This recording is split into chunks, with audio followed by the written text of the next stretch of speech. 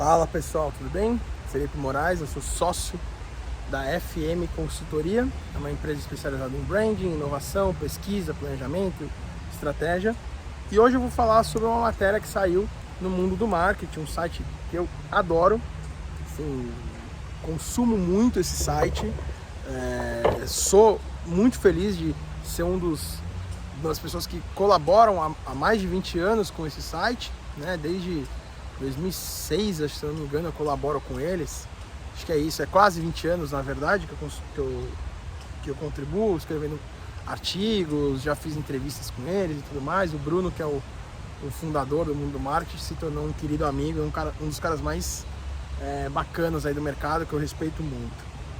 E ele traz uma matéria que eu vou debater aqui com vocês, essa matéria, porque tem tudo a ver com o que a gente faz na FM, que é falar sobre o rebranding como um reforço para se conectar com os consumidores. Para quem nunca viu o episódio, eu tô toda hora olhando para baixo, que eu tenho um roteirinho aqui, tá? Então eu tô acompanhando aqui, por isso que toda hora eu tô olhando para baixo. O que acontece? Existe um negócio dentro do rebranding que as marcas estão procurando, segundo esse estudo do Mundo do Marketing, que é a relevância cultural, a diferenciação nas gôndolas e a conexão emocional. Então as marcas estão começando a procurar consultorias, agências, e a gente tem recebido bastante demanda disso, de reposicionamento de marca. Inclusive a gente está trabalhando hoje com 2 reposicionamentos e um posicionamento de marca, que é uma marca nova. Na verdade, 2 posicionamentos, são 2 marcas novas e um reposicionamento de marca. E aí a gente está trazendo aqui, então, a relevância cultural, e aí a gente vai remeter aí aos anos 90, quando o Washington Oliveto começou a ser mais midiático e aparecer mais, porque no mercado publicitário ele já era um fenômeno, desde quando ele criou o Garoto Bombril em 78, junto com o Nizam Guanais, na DPZ, o mercado foi reconhecido, então ele começou a se tornar mais conhecido. O Washington é considerado o maior publicitário da história do Brasil e está entre os 50 maiores publicitários da história global, tá? E o Washington, ele sempre falou da importância da cultura nas campanhas, a gente trazer a cultura. Então ele falava assim muito que a propaganda ela era feita das ruas para as marcas e não diferente, porque eu tinha que entender a cultura do que acontecia, e cultura é regional. Então o paulista dos Jardins ele pensa de uma forma, o paulista do Freguesia do Ó pensa de outra forma, e é forma totalmente diferente que pensa o carioca, que pensa o cara que nasceu na Lagoas, o de Belém e o gaúcho de Porto Alegre.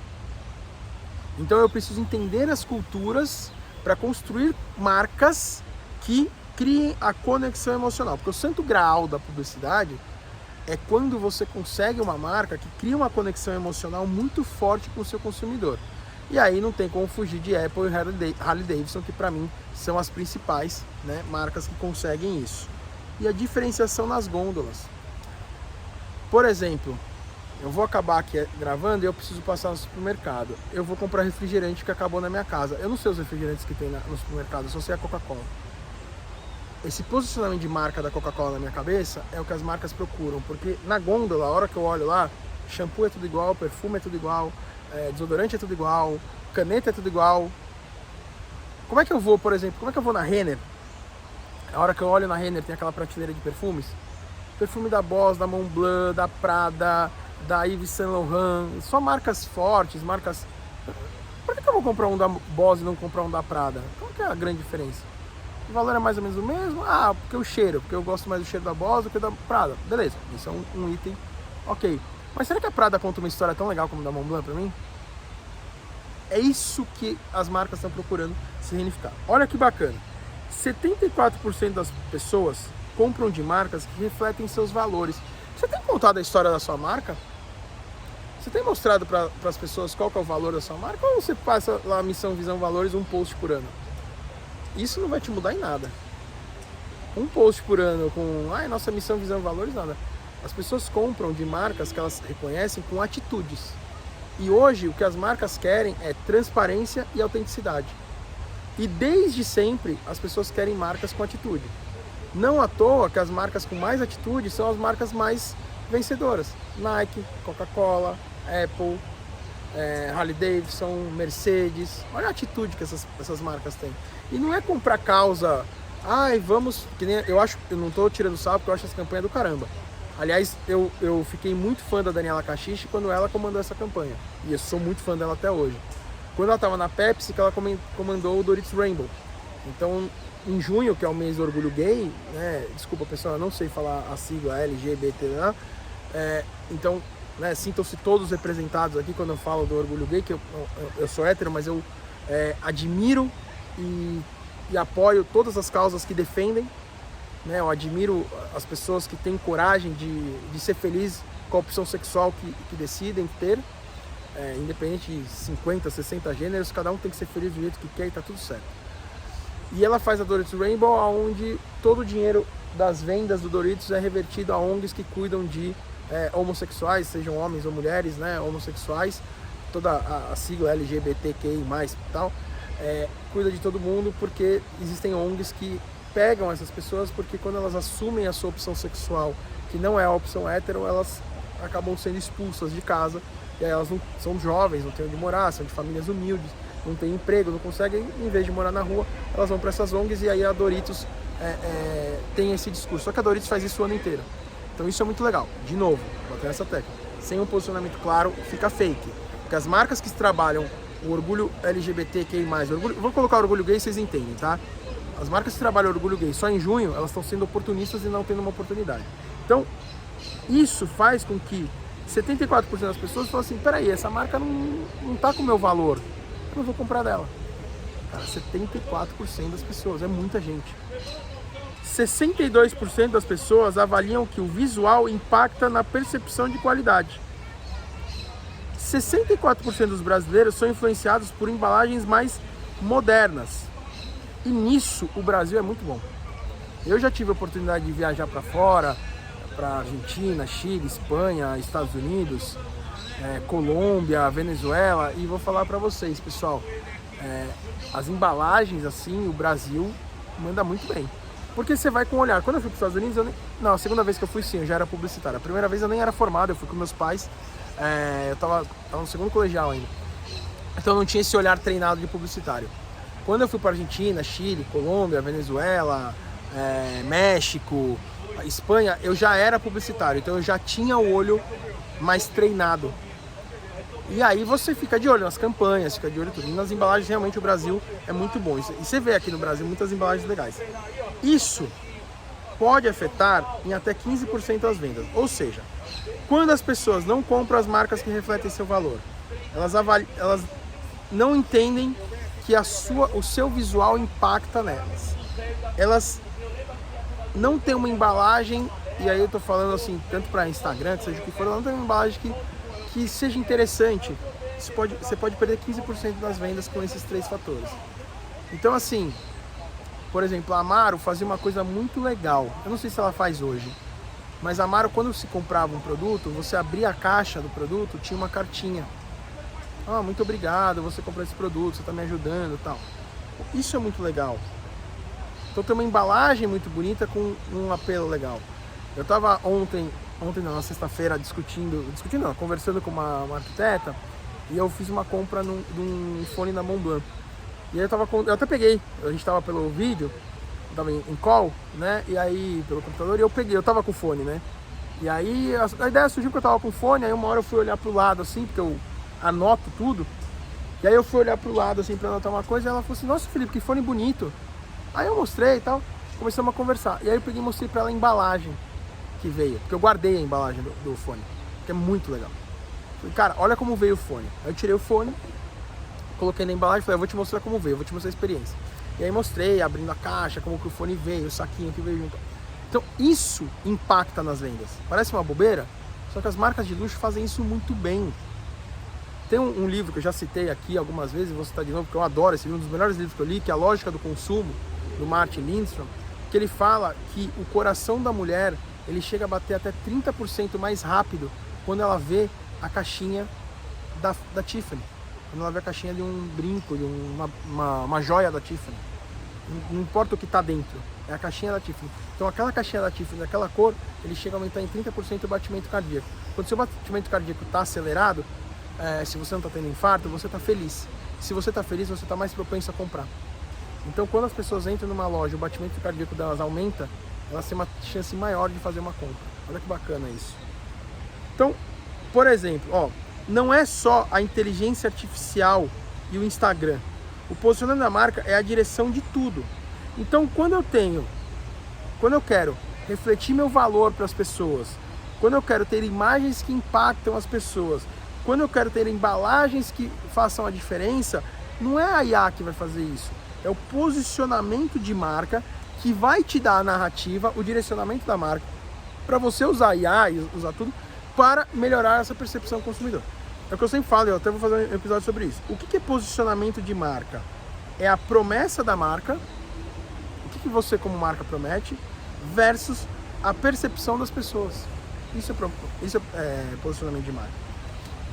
Então, uma frase que eu coloquei aqui. Nem sempre é necessário fazer o rebrand, mas pesquisas vão lhe dar o norte se é necessário ou não.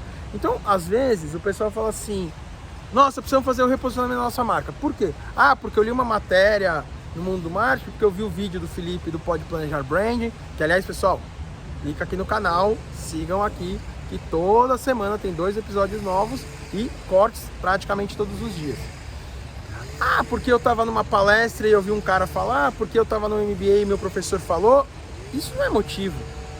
O motivo é, vai para o mercado, entende quais são seus valores de marca e vê se as pessoas estão percebendo isso. Se as pessoas não estiverem percebendo seus valores de marca, sua promessa de marca, sim, faça um reposicionamento. Porque você precisa falar de uma outra forma. É assim que funciona, simples assim. Mas eu não tenho posicionamento, então tá bom, então vamos criar um do zero. Mas como é que eu crio o posicionamento? Procura a FM Consultoria que a gente faz para você. Mas se você não quiser procurar a gente, não tem problema nenhum. O posicionamento parte de dentro para fora. Eu ouço quem trabalha, ouço quem consome e pego todas as informações, jogo no liquidificador e crio o posicionamento da marca. É basicamente isso. É óbvio, eu estou sendo o mais simplista possível, eu estou sendo o mais tranquilo possível, porque eu gosto de fazer podcast de 15 minutos, o dia está com 12 e eu não quero me estender muito. Mas basicamente é isso, mas aqui no canal você vai achar outros podcasts que eu falo só sobre posicionamento de marca. Então eu vou contar um case aqui, olha que legal. O Neon, que aliás estava nesse mundo do marketing aqui, o Neon, que é um banco legal, eu até uso. Ele aposta na psicodinâmica das cores. O que é a psicodinâmica das cores? As cores trazem mensagens. Então, por exemplo, o preto é luxo, o rosa é amor, o vermelho é vencer, o azul acalma. Lógico que não é só isso, tem uma série de coisas. Inclusive tem um livro chamado Psicodinâmica das Cores. Eu esqueci o nome da autora. É um livro estrangeiro, mas ele tem no Brasil traduzido. Eu tenho esse livro. Quem quiser depois comenta aqui no vídeo, eu falo o nome do livro. Mas o livro chama Psicodinâmica das Cores. É uma capa laranja, tem umas faixas assim, acho que azul, rosa, verde. Não tem como errar. Comprem esse livro, ele não é barato, ele custa aí uma faixa de uns R$120. Às vezes em sebo vocês vão achar. Mas ele é um livro muito bom. Ele é um livro muito bom para vocês terem como consulta, porque ele mostra exatamente todo o estudo do que as cores representam nas pessoas. E o Neon, ele tem um azul muito, muito característico dele, que ele trouxe. Então a marca sempre foi o azul e traz um novo posicionamento para você viver no azul. Olha que legal, às vezes o posicionamento de marca, ele fica óbvio depois que ele é feito. Porque viver no azul é um banco. Todo mundo quer viver no azul, quem quer viver no vermelho? Estava num banco. Então, remetendo ao azul, a cor do saldo bancário positivo. O azul mais iluminado traz impacto. O azul é a cor preferida das pessoas em geral. Isso, nesse livro que eu falei para vocês, mostra que... eu, Felipe, gosto muito do preto. A minha cor favorita é a preta. Meu óculos é preto, minha camiseta é preta, vocês não estão vendo, mas minha bermuda é preta. O meu tênis tem tons de preto. O meu relógio tem tons de preto. Preta é a minha cor favorita. Meu carro é preto. Enfim, só que no geral, se você faz uma pesquisa com 100 pessoas, o Felipe vai falar que gosta de preto, a Mariazinha vai falar que gosta do amarelo, o Joãozinho vai gostar do vermelho, mas no geral o azul é o preferido, tá? Isso é uma pesquisa feita por esse livro. A narrativa é pautada em uma história familiar para lançar um novo slogan, conectando a marca às pessoas via histórias reais do cotidiano. Uma das melhores formas de conectar é quando se traz verdades humanas que nem sempre tem dados para comprovar. Então, quando eu trabalhava com o Thiago Scher na JCon, a gente às vezes pegava e trazia insights, ia defender os insights, e aí o pessoal fala assim, mas cadê o dado? Cara, não tem o dado, é uma verdade humana.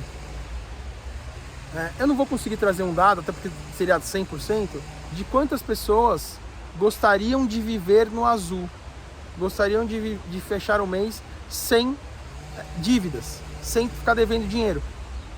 Pagar todas as contas e ainda sobrar um dinheiro no final do mês para ir num restaurante, para fazer uma viagem, para trocar o computador, trocar o celular. E vai dar 100%. Isso é uma verdade humana. Então o Neon, ele traz histórias de pessoas que conseguem progredir, porque conseguem se controlar financeiramente e fecham o mês no azul. E tendo isso, ele faz o lançamento que é para você viver no azul. Percebam que a campanha sai do posicionamento para construir a narrativa, e não a narrativa construir o posicionamento. Isso o que muitas agências têm feito. Constrói-se narrativas para tentar encaixar no posicionamento. Por quê? Porque as marcas têm um posicionamento fraco ou não têm. Então, de novo, eu vou encerrar esse podcast, eu vou encerrar com essa frase. Uma das melhores formas de conectar é quando se traz verdades humanas que nem sempre tem dados para comprovar. Essa é uma frase minha, não é uma frase da pesquisa. A pesquisa do mundo do marketing traz esse case do Neon, mas eu vou encerrar falando o seguinte: 2026 é o ano do posicionamento de marca. Pensem nisso.